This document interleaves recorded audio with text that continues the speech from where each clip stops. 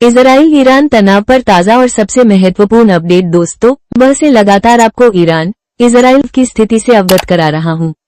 पूरा दिन बीत चुका है और सबसे खतरनाक बात यह है कि अब तक ईरान ने आधिकारिक रूप से युद्ध की घोषणा नहीं की है।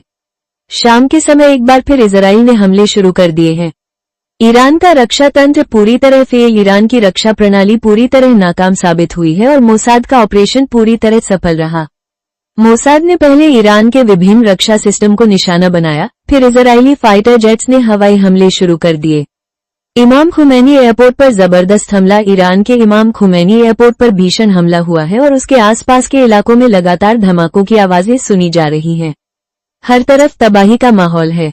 नतंज न्यूक्लियर साइट तबाह। ईरान की नतंज न्यूक्लियर फैसिलिटी की सैटेलाइट तस्वीरें सामने आई हैं, जिनमें स्पष्ट रूप से देखा जा सकता है कि पूरी साइट नष्ट हो चुकी है। भारी नुकसान हुआ है। ईरान की ओर से कोई ठोस जवाब नहीं। इजराइल ने ईरान पर बड़ा हमला किया, लेकिन ईरान की ओर से अब तक कोई प्रभावशाली प्रतिक्रिया नहीं आई है।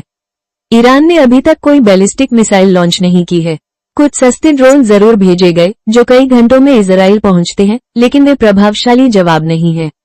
इसकी एक वजह यह बताई जा रही है कि ईरान के उच्च सैन्य कमांडर, जो युद्धनीति बनाते थे, इजरायली हमलों में मारे जा चुके हैं। जनता का गुस्सा और विरोध प्रदर्शन। ईरान की जनता सड़कों पर उतर आई है और सरकार से तत्काल कार्रवाई की मांग कर रही है, लेकिन सरकार अभी देरी कर रही है। अमेरिका की भूमिका और षड्यंत्र की थ्योरी। अमेरिकी विश्लेषकों ने खुलासा किया है कि अमेरिका ने ईरान को बातचीत का झांसा दिया ताकि ईरान ये समझे कि इजराइल हमला नहीं करेगा। इसी दौरान इजराइल ने अचानक हमला कर दिया और ईरान को चौंका दिया। अब इजराइल अमेरिका पर दबाव बना रहा है कि वो भी ईरान पर हमले में शामिल हो। अमेरिका की तरफ से अब तक कोई बड़ा हमला नहीं किया गया है, लेकिन भविष्य में यह संभव है। सऊदी अरब, पाकिस्तान और अन्य देशों की भूमिका। कुछ देशों जैसे सऊदी अरब, पाकिस्तान और अन्य मुस्लिम देशों ने ईरान के साथ केवल जुबानी समर्थन जताया है, लेकिन सिर्फ जुबानी समर्थन किसी के काम नहीं आता। ओआईसी की निंदा और बेअसर बयान। ओआईसी, इस्लामिक सहयोग संगठन, ने भी हमले की निंदा की है, लेकिन सवाल यह है कि क्या सिर्फ निंदा से गजा या यरूशलेम बच सकते हैं? जवाब स्पष्ट है, नहीं।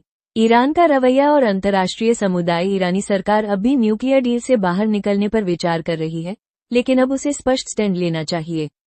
ईरान ने उत्तर कोरिया की रणनीति की ओर इशारा किया है और उत्तर कोरिया ने ईरान को सैन्य सहायता देने का वादा भी किया है। दोस्तों, अगर वीडियो पसंद आए तो लाइक करें, शेयर करें और सब्सक्राइब करना न भूलें।